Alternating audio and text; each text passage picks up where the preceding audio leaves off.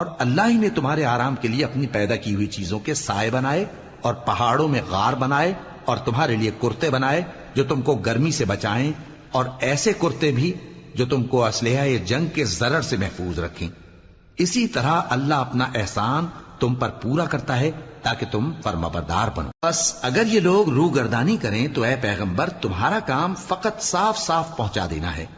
یہ اللہ کی نعمتوں سے واقف ہیں مگر واقف ہو کر ان سے انکار کرتے ہیں اور یہ اکثر ناشکرے ہیں۔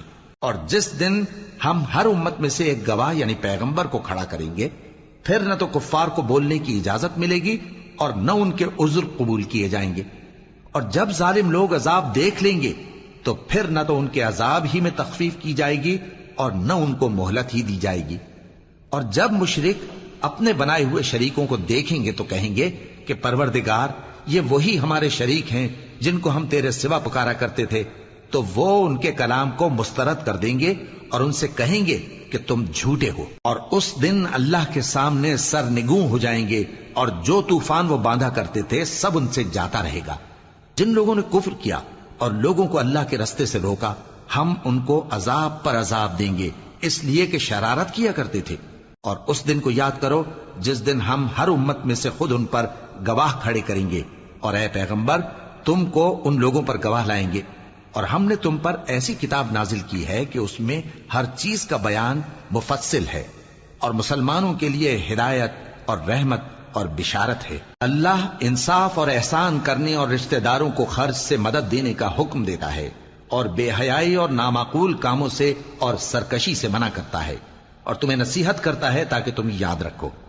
اور جب اللہ سے عہد کرو تو اس کو پورا کرو، اور جب پکی قسمیں کھاؤ تو ان کو مت توڑو کہ تم اللہ کو اپنا ضامن مقرر کر چکے ہو، اور جو کچھ تم کرتے ہو اللہ اس کو جانتا ہے۔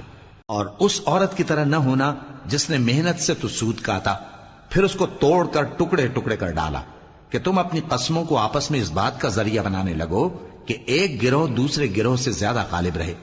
بات یہ ہے کہ اللہ تمہیں اس سے آزماتا ہے، اور جن باتوں میں تم اختلاف کرتے ہو قیامت کے دن اس کی حقیقت تم پر ظاہر کر دے گا۔ اور اگر اللہ چاہتا تو تم سب کو ایک ہی جماعت بنا دیتا، لیکن وہ جسے چاہتا ہے گمراہ رہنے دیتا ہے اور جسے چاہتا ہے ہدایت دیتا ہے۔ اور جو عمل تم کرتے ہو اس دن ان کے بارے میں تم سے ضرور پوچھا جائے گا۔